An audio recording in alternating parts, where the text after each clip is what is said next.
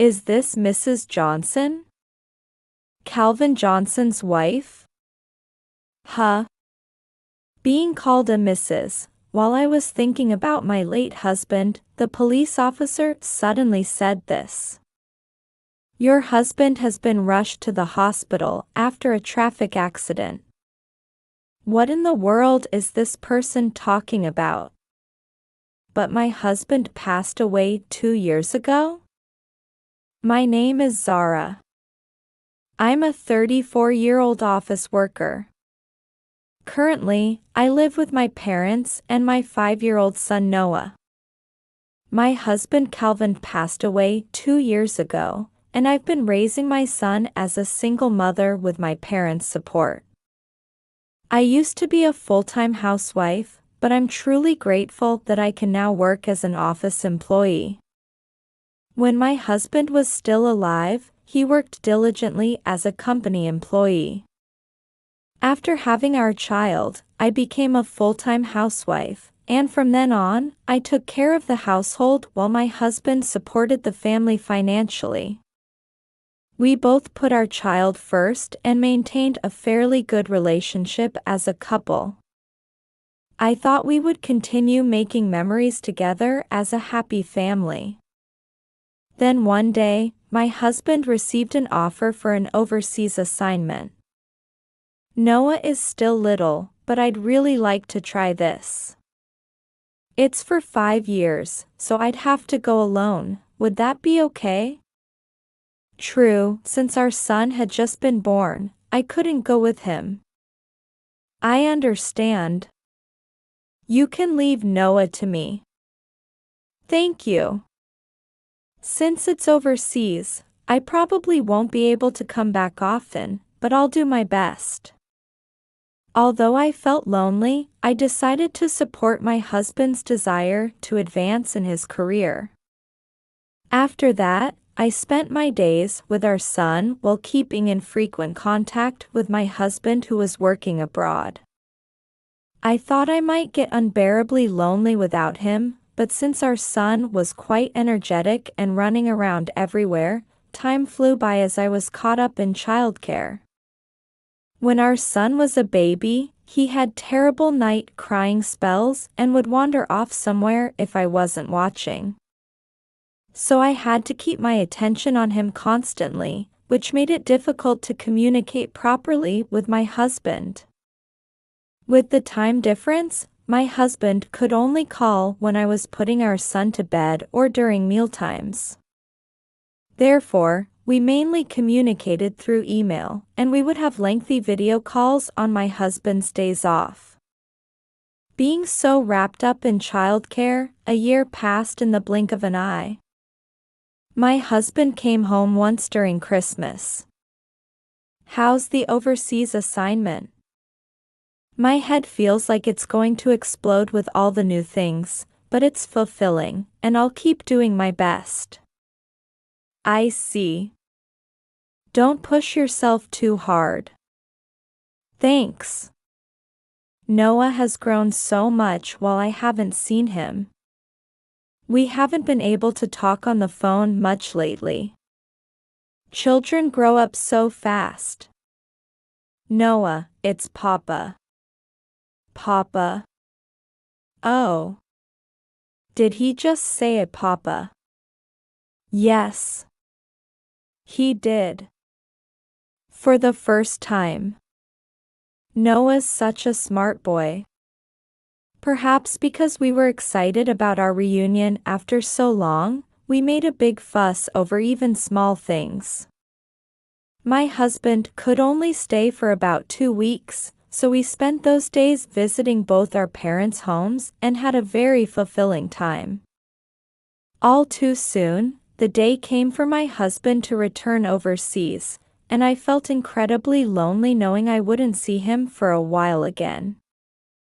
Our son and I saw him off at the airport, and I endured until we could meet again.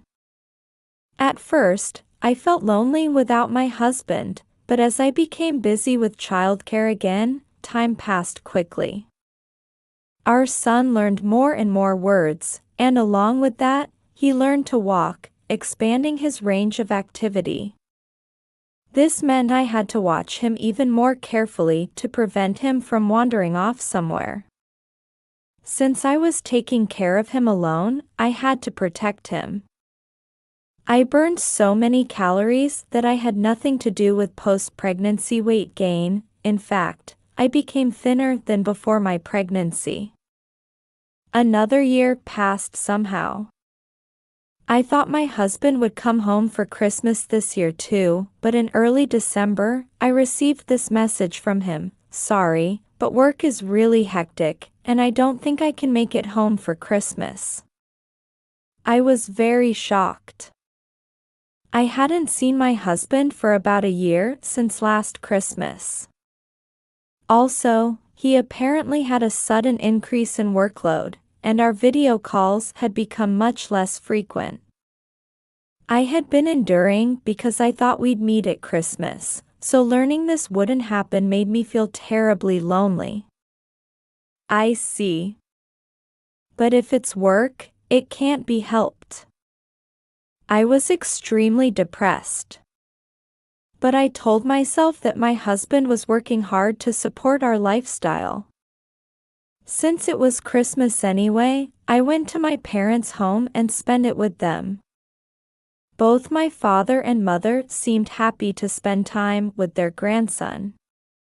Christmas passed and the new year came, but I continued my days busy with housework and childcare. Our son had grown rapidly since turning 2, and now he runs energetically around the house. I enjoyed our time together, smiling at his growth, taking daily walks with him, and going shopping together. However, communication with my husband kept decreasing. He seemed extremely busy with work. At first, I would send emails, but when replies stopped coming, I thought he must be busy and stopped sending them so frequently to avoid being a burden. Time passed quickly again this year, and Christmas approached. We'll be able to meet this year, right? Feeling a bit anxious, I sent my husband an email. But there was no reply. When Christmas was near, I finally received an email from him, but surprisingly, he said he couldn't come home again because work was too busy. Surely this was too much work? Are you eating properly? Are you struggling alone? Even just hearing your voice would reassure me. Could we talk for just a little while? I sent such an email. But after that, I never received any more emails from my husband. With no choice, I spent another Christmas without him. I visited my parents' home and my in-laws' home this year.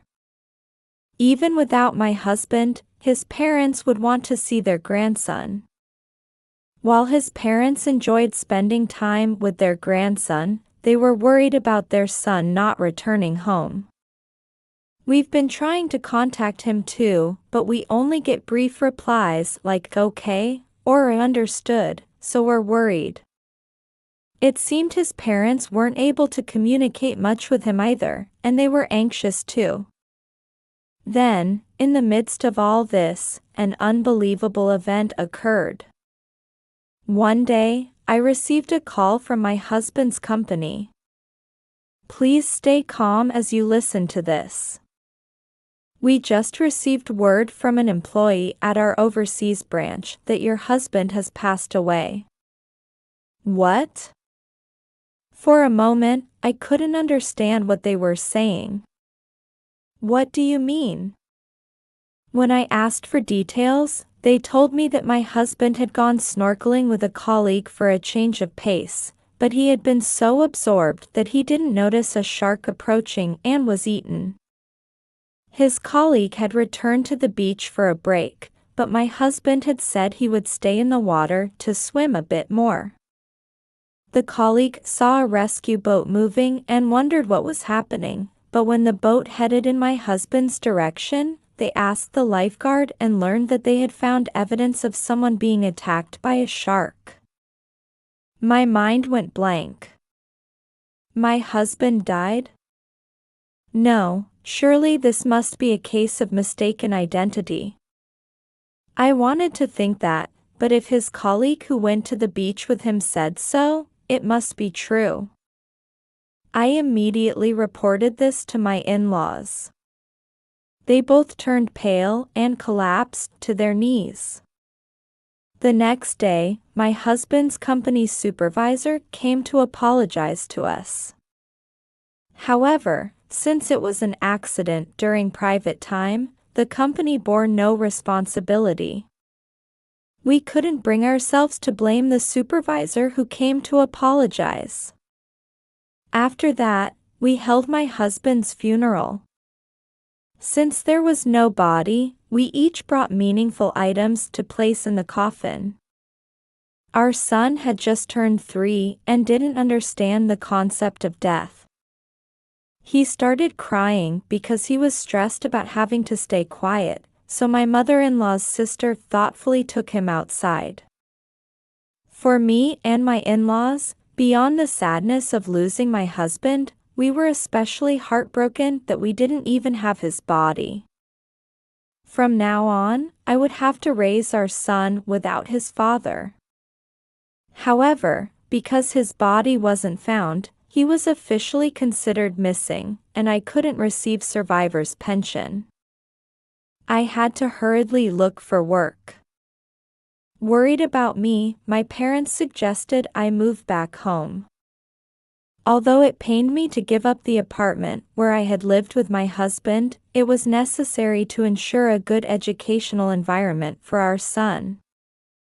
I had my in-laws take my husband's belongings, and I returned to my parents' home with our son. I immediately started job hunting and applied to various positions. Perhaps because they valued my previous work experience, a small company near my parents' home hired me.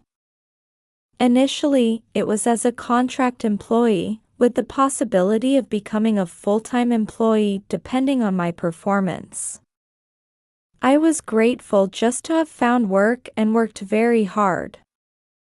Sometimes I would suddenly be overcome with grief over losing my husband and cry for no apparent reason, but I kept pushing myself forward, telling myself I had to support my son.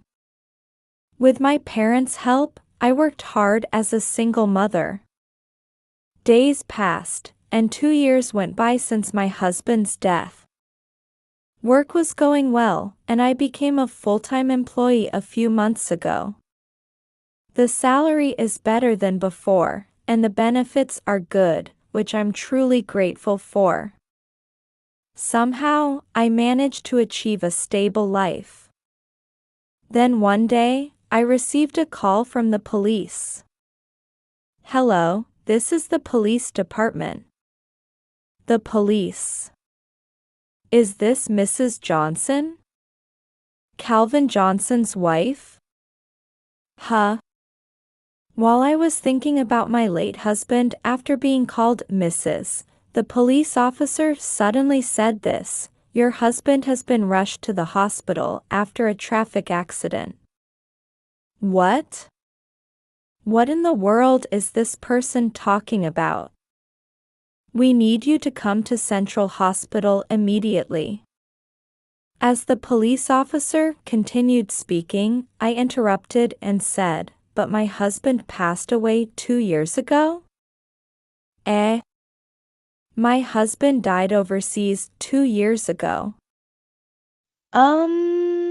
Dot. The police officer seemed confused. But I was also troubled by such a phone call. However, when we checked the personal belongings of the person we transported, there was an emergency contact number written on their driver's license. What? Not understanding what was going on, I decided to go to the hospital anyway. The name the police officer mentioned was definitely my husband's, which meant the person who was transported had my husband's driver's license. When I arrived at the hospital, I was immediately shown to a hospital room. There, sleeping on the bed after receiving treatment, was unmistakably my husband. I couldn't believe my eyes. How could my husband, who was supposed to be dead, be here? Is this man definitely your husband? Yes. He's definitely my husband. But I heard he had died. How? I was completely confused. I didn't understand why my husband was alive or why he had lied about dying. Although I had many questions, my husband had apparently been seriously injured in a car collision and was currently resting. I would have to wait until he woke up to get answers. But for now, I should contact his parents. I called my in-laws. They were so shocked they were speechless. They said they would come to the hospital right away. However, when I returned to the hospital room after calling his parents, there was an unknown woman hugging my sleeping husband while calling out a Calvin. I froze at this sight. I quickly took a video of the scene. The woman seemed to think they were alone in the room and was talking to my sleeping husband. I came back to the country with you so we could get married.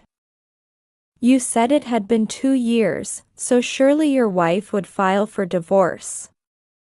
You can't die before that happens, okay? I couldn't believe my ears. And then I understood everything. My husband had faked his death to be with this woman. He must have quit his job and run away with this woman, deceiving even his parents. I was filled with uncontrollable anger. Then my husband woke up. Calvin. Oh, Lola. I'm so glad you're awake. What happened to me? You were seriously injured in a car accident. I remember now. An oncoming car suddenly crashed into me, and then. I'm so glad you're safe. When I checked your phone's GPS location and saw you were at the hospital, I rushed here. I see, sorry for worrying you. My husband and the woman called Lola were having such a conversation. When Lola said she would quickly call a doctor, I hid myself. After watching the doctor check my husband's condition and leave the room, I entered. Calvin, it's been a while. As I said this while entering, my husband looked at me with shock. The woman asked him, "Who is she?" I turned to the woman and said, "Hello, nice to meet you. I'm Calvin's wife." What? The woman called Lola turned pale. Zara. It's been a while. Yes, it has. I didn't know you were a magician. After all, you came back to life after being eaten by a shark? That. My husband seemed to remember how he had made his colleague lie 2 years ago. Would you care to explain what's going on? What were you doing 2 years ago when you made your colleague lie and deceived everyone, the company, me, and your parents? Well, looking at this woman, it's easy to guess. When I said this, my husband desperately tried to cover it up. Wait. You're misunderstanding something. She's just a good friend. We met when I was busy with overseas work, and she would give me advice about work. Oh, really? I thought she was your affair partner. That's not true at all. Lola also went along with my husband's lie. They didn't know that I had taken a video earlier. It was obvious they were trying to hide their affair. Then how do you explain this? I showed them the video from earlier. It perfectly captured Lola's statements proving their affair. It's terrible that you secretly recorded this. Who's really terrible here? Involving so many people and making them sad. You need to properly understand the weight of your crimes. What you two did is far worse. When I raised my voice, my husband and his affair partner cowered. At that moment, my in-laws arrived. Calvin, what is the meaning of this? Dad, Mom. What have you been doing? My husband became even more flustered at his parents' arrival. We heard everything from Zara before we came here. What you did is despicable. Faking your death to run away with someone, what were you thinking? I'm sorry. My husband seemed to give up trying to make excuses and surrendered. He admitted to his affair with Lola. He said he had gotten his colleague to cooperate in faking his death to avoid paying settlement money. I was completely disgusted with my husband. And I didn't want to talk anymore. I left the lecturing to his parents and decided to take legal action. First, I demanded a divorce through a lawyer. Furthermore, I claimed compensation from both my husband and his affair partner. Of course, I also demanded child support from my husband. I also claimed the funeral expenses that we had needlessly incurred for him. As property division, I claimed rights to the house we had lived in and the living expenses that should have been provided for the past 2 years. My husband was also apparently sued for damages by his company for deceiving them. His current debt must be enough to make him want to die. Although his parents paid on his behalf, my claims alone amounted to over $100,000 including child support. Adding the damages from his former company, I think it's an amount he won't be able to pay back in his lifetime. His parents said they would cover the payments to me but wouldn't cover the damages to the company. So my husband will have to work desperately to pay it back. Apparently, Lola quickly dumped him when he became so deeply in debt. Well, that doesn't matter to me. Meanwhile, I continue to live at my parents' home, watching our son grow up together with them. I'm saving the settlement money and child support for our son's future education expenses, and I'm working hard at my job to protect our son's lifestyle.